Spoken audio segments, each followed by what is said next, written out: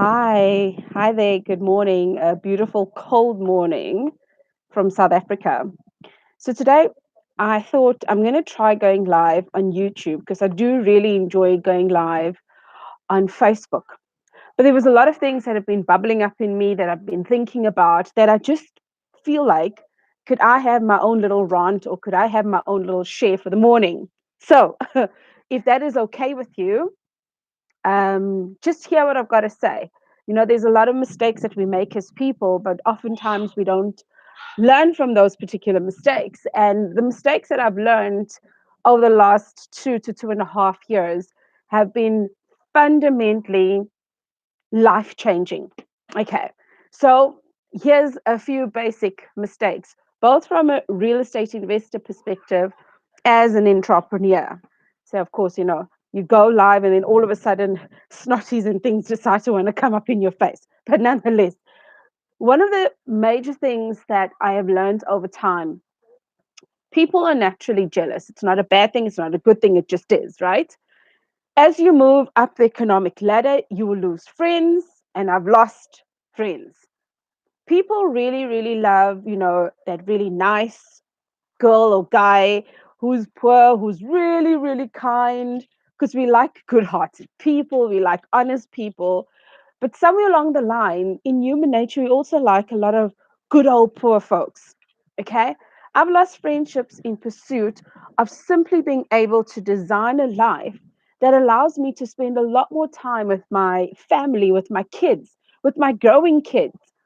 And I just realized that as an entrepreneur, if you sharing your visions and your goals and your aspirations with friends and they're not quite in the same space, they kind of look at you like, how now you want to be better than who, than why, than what. Worse still, and I say worse still, put words in front of people that people already got a connotation to, like real estate investor. You'll find that people automatically start thinking, oh, now that you've got money, you want to start talking, not even understanding the strategies of real estate investment, that you can use other people's money, that you can do joint ventures, that you can find a deal for investors that have got money, you have got time. You can go and find that deal, you can do due diligence, and you can sell that deal to an investor. But people will look at you like this, you want to achieve, you want to overachieve. What is your thing? And I really find that particular lesson, it's one of those heart wrenching lessons, because my mistake I made at one stage was to share, this is what I found. This is where you could be too. This is what you could try. This is the hustle that I'm trying to make. And in sharing that from excitement, just really wanting to help and grow those that are around me, I found that some people really just came down on me. And the best lesson I've learned, which was the best mistake that I've made, was to lose a lot of friends.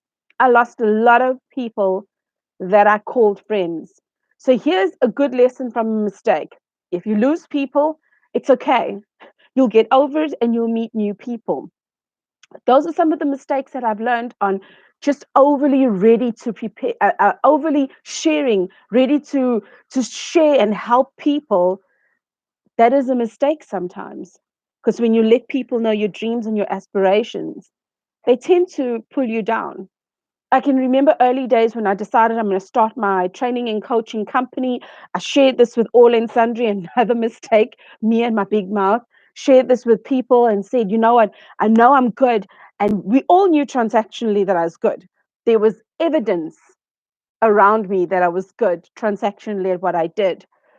But what I didn't know was the journey that laid ahead of me as an entrepreneur, because others already perceive me as, you're a real estate investor, you've got money, you can go and start your own company. Imagine the words that will come back at you, hey? So, just really going back to what I initially saying, people are naturally jealous, and it's not a thing. It's not a bad thing, it's not a good thing. It just is. Because while we generally like our source of comfort, and if we're all comfortable being really nice, good people that are kind hearted, but fundamentally poor, then it's okay. But try and do something to get out of that, then you are wrong. And I really think that's generally a sad thing. Something else that I'd really like to share with you on some of the mistakes that I've made as an entrepreneur and a property investor. The one that I spoke to about with a number of examples was just talking and sharing, thinking you're helping people. Second one is getting out of your head. When you get out of your head, you take yourself, or rather, should I say this? When you get out of your own head, you take yourself further. But when you indulge what is in your own head, you take yourself out of the game. And here's a real big mistake that I feel that I made early days as a real estate investor. I worried that I was not understanding real estate investing as well as my husband, because we were in this together as a team. Because in our household, my training and coaching company, we teach that real estate is a team sport. Okay. And the more you understand how to get on, how you get people on your team, the better that you'll be. That's what we preach about. But nonetheless, I really just want to share this. Early on in the game, my husband started understanding stuff that I didn't understand. I thought I was just stupid and slow and I wasn't good enough. And this card of not good enough just kept on coming up. Okay. Later, what I learned from that mistake of pulling myself out of the game, I learned that if I put myself back into the game but get out of my own head, then I get ahead of the game. And that's really what I want to encourage you today with. Get out of your own head, okay? Because some things that you think you don't quite understand, you probably understand, but you're telling yourself a story based on insufficient information. And that really becomes quite a sad trait amongst many of us, that we are in our head, we're making up stories and we telling us ourselves the worst stories. One of the things I told myself, that if I don't have a car, how could I even be considered a business person? At one given stage, my car was repossessed. And I thought to myself, oh my days. That day, I believed the next day the sun was not going to come out. And of course, the sun came out. And of course, life went on. But I got out of my head in time. And when I got out of my head in time, I was able to change things around me because I wasn't focused on my problems. I then decided, will I jump into a minibus taxi? Will I jump into a bus? It never hurt me. It didn't kill me, so I will. But fortunately, God was really good to me. And 3 days later, I went back for my car. So this leads me to another point that I really want to make, is that regardless of how you believe, many religions or spirituality has the same thread of that God is the creator. And we all agree to a large degree on that. And those that don't, just hear me out in this one. I believe that God is the creator. And if he made me in his image, surely I am a creator, right? And so, with that, I decided to start talking things into existence, talk things as if they were. Now, I don't want to get all fruity and spiritual on you, but what I realized simply in my own space, because my big mistake was talking to everybody about everything, even if it's a new idea on the table, I learned keep quiet, do what you need to do, and let your success make the noise. When I learned that, I was then able to create. I called it what it is. I said, I'm thankful, I'm grateful, and this is how it's going to be. The days that I went down in finances, I used to get so worked up. And then I remember the day of my car being repossessed. And then I thought, you know what? I didn't die when that happened, but things happened for me that I was able to go back for it. So why am I making that a bit of a monster in my life? So I decided this whole creating thing, speaking things as though they were, is really, really important. And so I started calling things as though they are. I speak things the way they are. And I wake up and I ask, whose problems can I solve today? Because as a real estate investor as well as an entrepreneur, we solve people's problems. Okay. And the more we solve people's problems, the more things naturally come to us. Now, I'm not saying go and be disingenuous, and I'm not saying go and be crude and manipulate people. I'm saying show up and genuinely find in that particular space how best can I solve a problem? Because when you are working from that particular point of view, I believe that the mistake that I made turned into a good lesson that now I wake up and I say, so whose problems can I solve today? Do I go and find a real estate deal so that I can go and solve a seller in distress problems? That I can solve an investor's challenge for that matter. Okay. I speak a lot about real estate investing because that's something that I'm in actively. I've got collaboration partners and I do training and coaching because training and coaching just happened to come through to me in the real estate discipline because I'd seen how people got so discouraged when they were not able to afford the training and coaching fees. So I woke up. Well, I'm just kidding. I didn't wake up one day. So I was half harassed and coerced into Jen, you've got the skill. You know how to coach. You've been through the process. You're constantly on the ground. What better platform to speak from? And I was like, whatever. You know why? Because at that time I was still in my own head. And you know that big mistake that I told spoke about number two, I was still in my head. I was thinking, am I good enough? Surely I was thinking all sorts of stuff.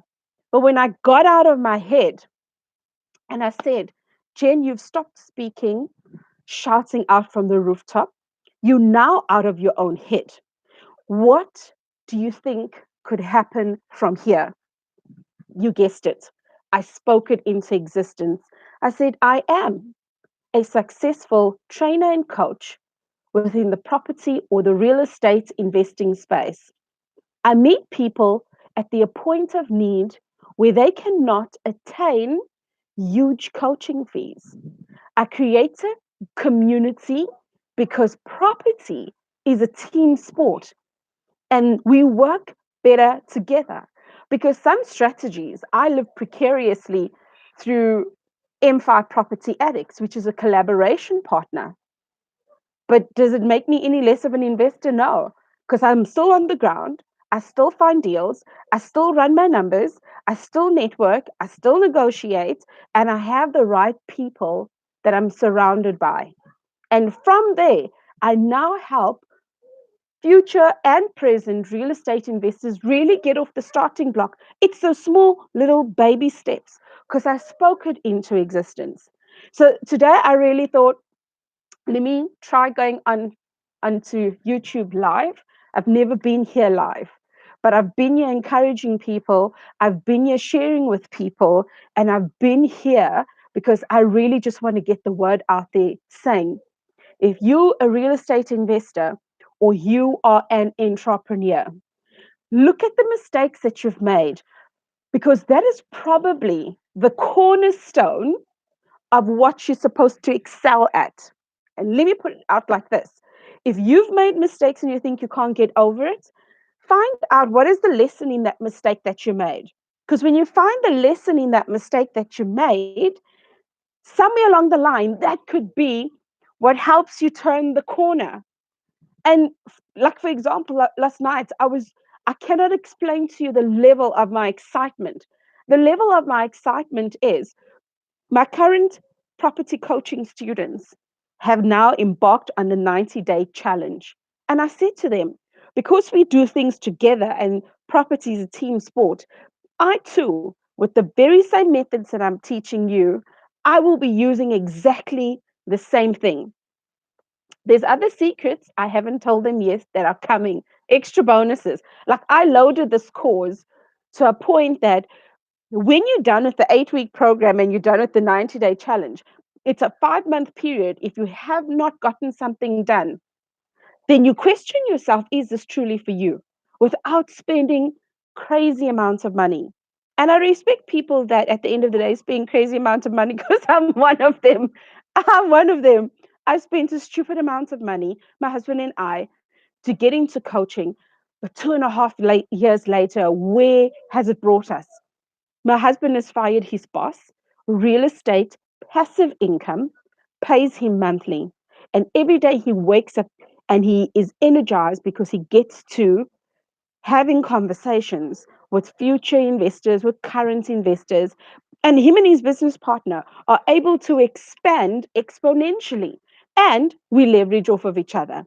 Some of the people that have been in their space, they will say, if you need coaching, go to Jen. Some people that are in my space that I've done with coaching, they say, I'm just whatever they're feeling and they need direction, then I can always point them to my leveraging partners to say, don't only hear from me, hear from others that are actively here.